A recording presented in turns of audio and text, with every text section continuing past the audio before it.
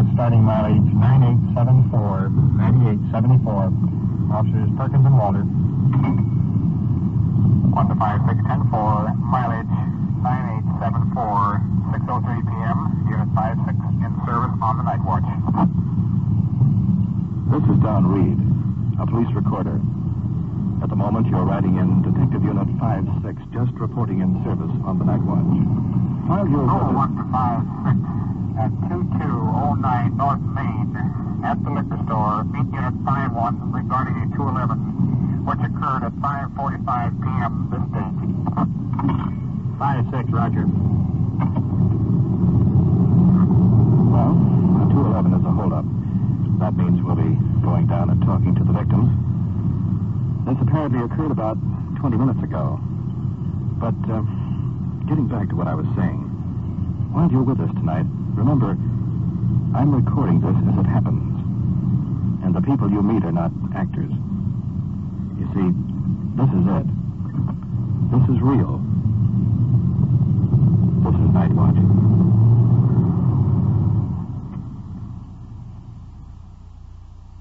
Nightwatch, the actual on-the-scene report of your police force in action. There are no actors. There is no script.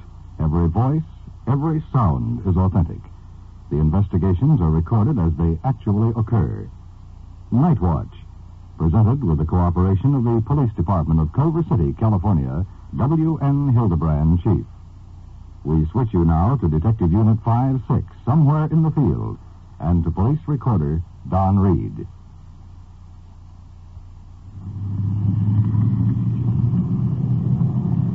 Swinging into the curb, the liquor store on the right, held up a few moments ago. Uniform car parked out front.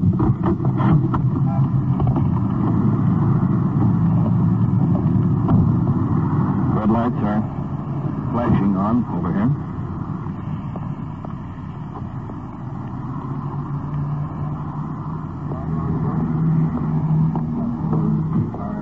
Inside the store, Officer Cameron talking with the clerk, filling out a report.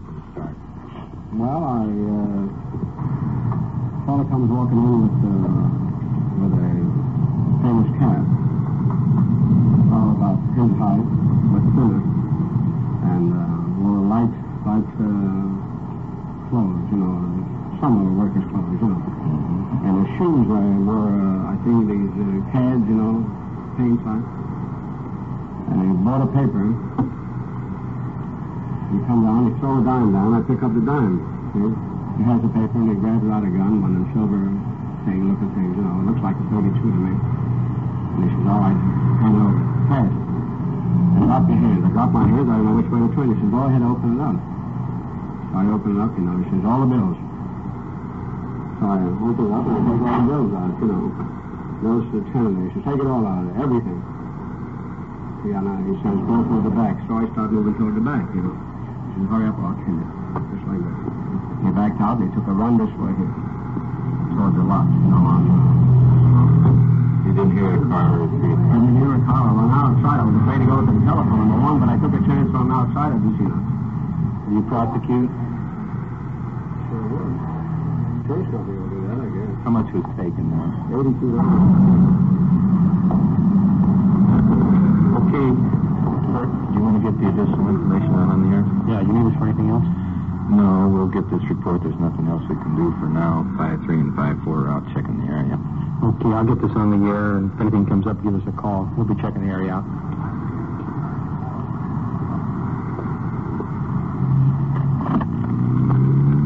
Back to our detective unit.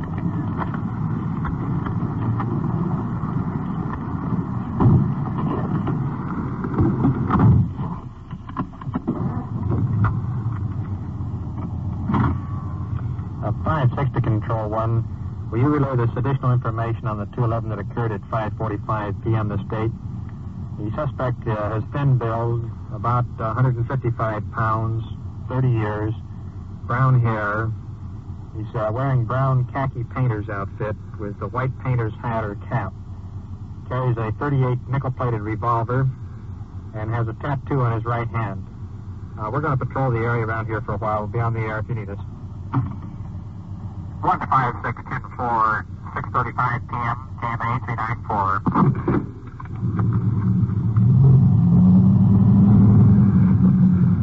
Control 1 to all units.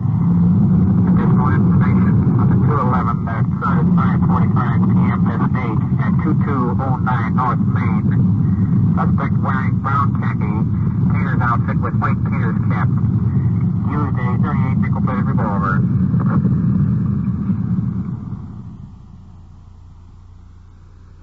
You are listening to Nightwatch and following the activities of a detective unit on its tour of duty. Remember, the people and sounds you are hearing are real, and the investigations are recorded in the field as they actually occur. We'll bring you the final results of tonight's action at the conclusion of Nightwatch. All of us, at one time or another, have made person-to-person long-distance phone calls.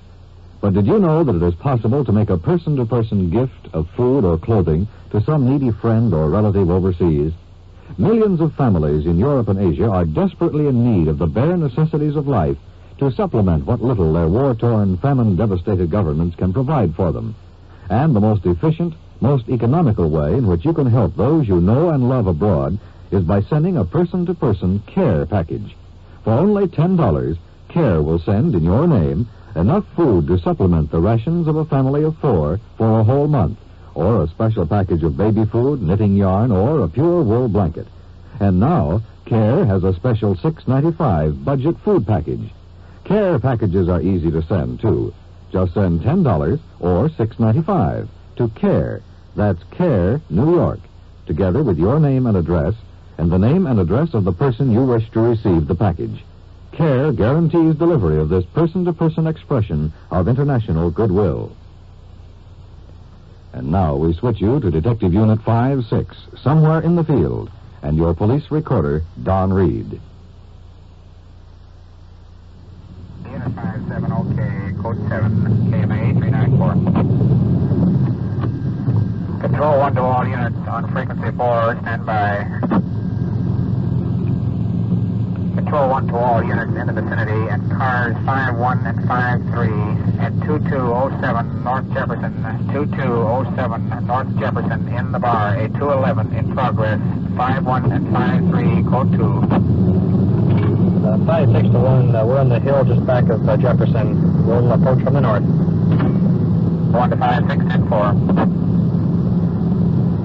The 211 in progress means there's a holdup taking place right now. That's in a public bar. Could be a very touchy situation. As the crow flies, actually, we're not very far away. However, this caught us up in the hills where we've been on a stakeout. We were planning to leave just a few moments ago. However, not quite the hurry that we're managing right now. The only thing that we know... Hold on, we're flipping a little turn here. The only thing we know is that a suspect or suspects are in the process of holding up a bar, and the uniformed cars, as well as ourselves, are just using a red light going in. The siren could be heard for a considerable distance. This, of course, would eliminate the possibility of surprise. We have a couple of more minutes now just sitting and waiting and holding on. We might speculate on just how we received this call, a holdup in progress. Judging from past experience, in the case of a public place, some patron or persons passing by possibly made the observation, got to a phone, and without the suspects realizing, of course, that they were observed. It doesn't happen very often. Possibly it happened this time.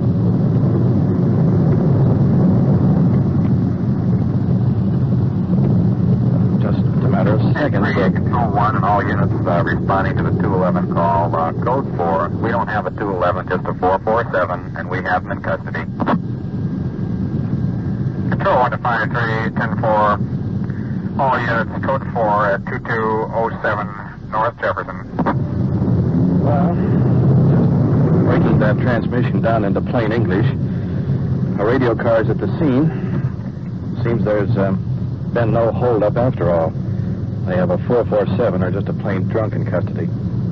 Code 4, no further assistance necessary. 5-6 to 1, we're at that location now. We'll be code 6 for a few minutes. Control 1 to 56, 10-4. Swinging into the circular driveway of the bar. There's a uniformed car out here in front. Red lights blinking.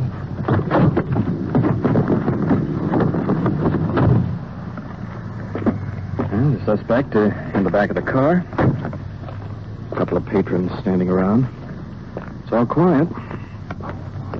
The uniformed officer over here making out a report on the fender of the car. Just a drunk, huh, Bob? Yeah, that seems to be the deal, Sergeant. The bouncer was holding him out here when we arrived. He said there wasn't any holdup. This guy was just causing disturbance. You gonna book him 447? Yeah. Okay. Well, just for kicks, let's go in and get a picture of the bar.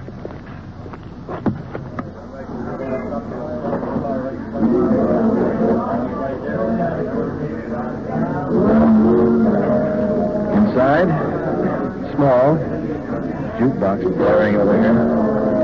The bar is just about capacity housed here.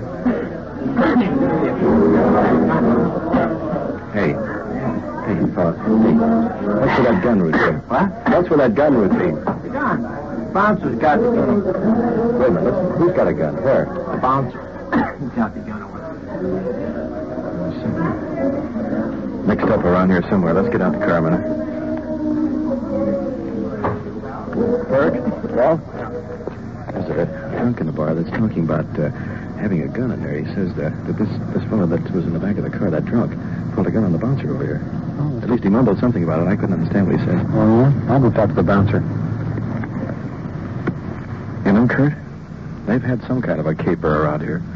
Yeah, there's something screwy somewhere. Well, Perk's flashing the light for us over here. Yeah, let's take a look. Sergeant Perkins talking with the bouncer. Let's see if he's come up with anything. Get it? Just tell me where the gun is. You're not going to handle the gun. Well, I don't want it. Well, you're not going to handle it anyway. Yeah, Now, I appreciate that. We can either go in and just tear the whole place apart. I understand. Tell us where it is. Appreciate that. All right, now, I'll tell you what. You just tell me right here where it is. The heavyset fellow in the bar had it. Now, what he did with it, I don't know. Bartender? No. Sitting at the bar, a customer. What was the deal on the gun? All of a sudden, killed it. The character that... One in there, was it his gun?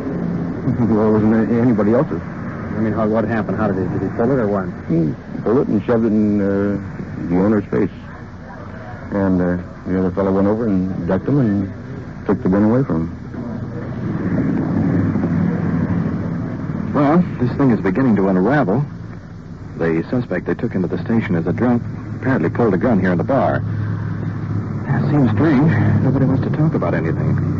Let's see who Kurt Walter's got buttonholed over here. Maybe should pull the gun on this man here. He didn't pull it on me. He had it on the whole bar. Yeah, the bartender and I just went over there and told him to put it away, and he stuck at my gun. He said, I'll shoot you if you make a move. So I just busted him and took the gun away. Did you break it open?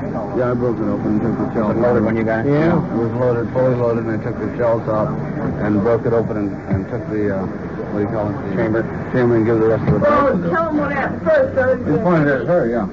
First is what happened. He's going to shoot her first.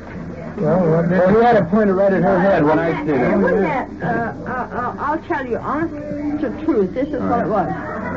That guy pulled out that gun, and I thought it was a doggone toy. I said, go ahead and shoot, you know. He just told me. I laughed. And And he saw it, and he just walked over the bar, and he just clobbered it. I think the guy's nuts. That's what I think. I think the guy's absolutely out of his mind. Nuts. It's got to be nuts. When you put it right and I'll shoot you. That's exactly what he told me.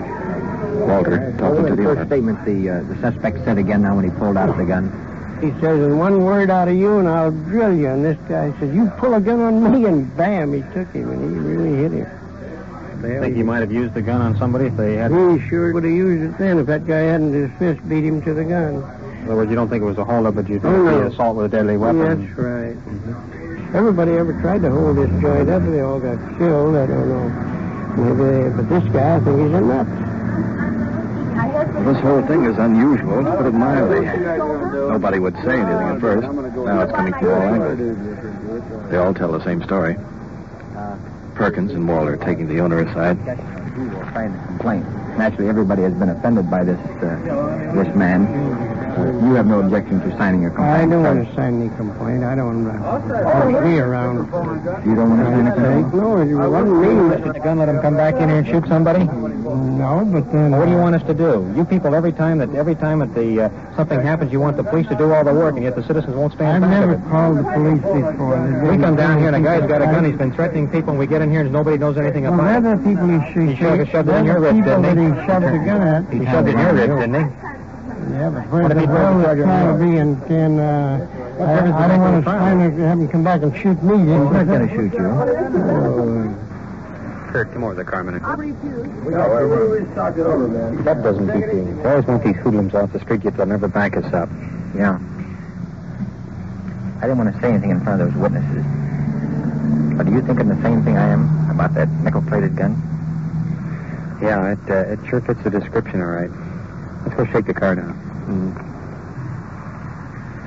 The suspect's car in the parking lot. It's an old model. Has that lived-in look. Coffee pot. Half a loaf of bread. Some salami. Here's some more shells to go with that gun. 38. Okay, I'll keep them together. Let's look in the back seat.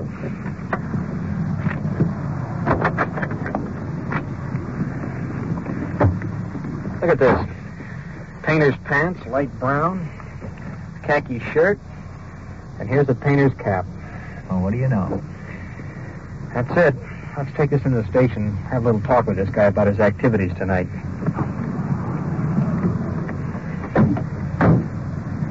All I can say, gentlemen, it's a small world.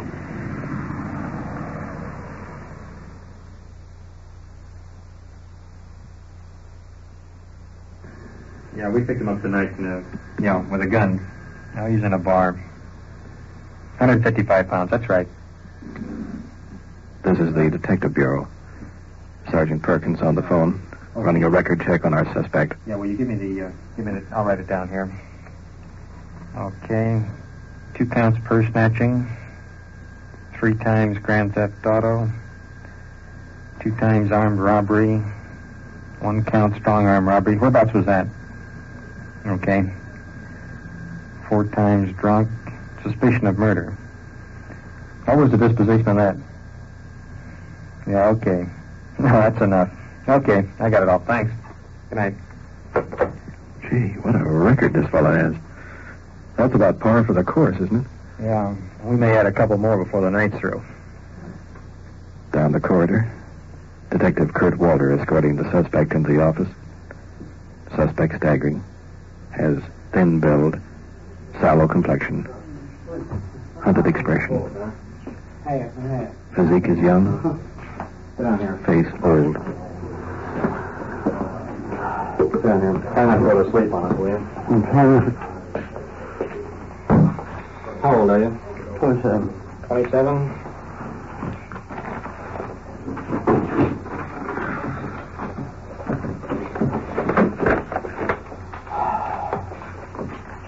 How long have you been here in Los Angeles?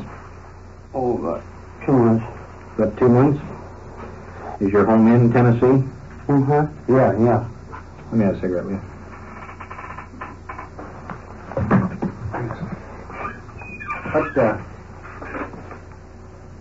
What were you carrying a gun for? What? What were you carrying a gun for? Hold on. Couldn't you head down at the bar where we picked you up? Oh. Hold on. Remember the revolver, the nickel-plated revolver? Oh. Hold on. Whose was it? Hold on. Who's the Bronco? Hold on. Yeah, what do you know about it? Huh? What do you know about Down there? it? Yeah. Uh-uh. Well, what happened down there? How'd you get decked? Huh? How'd you get decked Just down there? picked him up. Huh? I said, I just picked him up. How'd you get that cut in your lip? How'd you get that cut in I your was lip? there. You ever been arrested? One time, yeah. What for? What for? For, shaking on just the rest. You've been arrested for purse snatching, stealing an automobile, murder, robbery? Prove it. I don't have to prove it. I don't have to prove it. I got to... Anybody can prove it. Prove it. Tell us what happened down there. Nothing. You know what you're booked for, don't you? I can be revoked from anything. That's right. That's right. Where do you live? Huh? Where do you live? Any place. I guess you don't understand English, do you? Whenever he asks you a question, you answer it. That's right. You answer the question. That's right. Suspect putting his feet on the desk. Put your feet down. I'm sorry. Put your feet down. Now let's get some straight in. Put your feet down like the officer told you. Yes. Now let's start answering some questions. I'm going to say yes. What were you doing down in the bar? Well, yes. What were you doing down in the bar and what happened down there? I was drinking whiskey. Okay, what happened? Huh? How'd you get slugged? Well, walked on the side of the wrong time, I guess. How much time you spent? I ain't spent no time in jail. You haven't. No. There goes his feet again. Keep your feet down. Yes, I'm fine. Where'd you get the gun? Huh? Where'd you get the What gun? gun? Gun that you had down there at the bar. Where? I ain't seen it. Where? Where? You're a wise guy, aren't you? No. How did you get decked down there? Who's dead? Who's dead? Slugged you? Who's dead? Who slugged you down there? Oh, this slugged downtown. Who's dead? Where do you live now? Huh? Where do you live? Oh, this Walton, I guess. I asked you where you live. That's what I'm walking, I guess. What's your address? Huh? What's your address? I have a car out there. You don't have a car out there now. It's in the police garage. That's where I'm living. My car. You got an address down Harbor City? Huh? No. All in my car. Where'd you sleep last night? Huh? Where'd you sleep last night? Car, I guess. You are a normal person, aren't you? Normal. Yes, I am. I have a... What kind of work do you do? I push baby buggies. Yeah? Mm-hmm. Down the road. Mm-hmm. Up go the feet again. Put your foot down. Persistent fellow. Look, you don't try to pin it on me. Look, if I can take you if you want to go, we go. All we want is the answer to your questions. I'm clear. Don't try to pin it on me. I can take you down there. Take us where? Look. Take us where? Any place. Not so much that little deal at the bar. Let's get the $64 question. Let me show you something. Here's a painter's outfit. Trousers, a shirt, hat, all found in your car. There's a .38. Throw that in for good measure. Are these your clothes and gun? Yes. Did you stick up the liquor store? When? When? Tonight, about 5:45 p.m. Not tonight. The guy that pulled that stick-up also had a tattoo in his right hand. So have you. For a bet? You might as well start telling the truth. We're going to have that liquor store owner in here. If he identifies you, you're in trouble. Did you stick up that liquor store? I was there tonight. What do you mean? You know what I mean. Did you stick up the place? Mm-hmm. Tell us about it. Walk in, you walk in, you walk in, you walk out, you get it. It's the same thing. In the past 2 months, how many places have you hit in Southern California? 5 or 6 places, John. 5 or 6 places. Give us a scoop on these deals. Same deal. Look. Don't try to pin it on me, because I can take it down there. I can Take us where? any place you want to go. You want to go see? You want to see her? Huh? You married? You want to? You want to? See who? Huh? See who? Anybody. I don't want to see anybody. I got alibis if that's what you want. All right, let's I have don't an alibi for that gun. Yeah, here it is, right there. 45 caliber. Ain't that great? Suspect is drawing an imaginary gun. Okay, Kurt, we've had enough of this session. I did it. He's too drunk to make sense. Take him out and book him for assault with a deadly weapon and suspicion of armed robbery. That's right.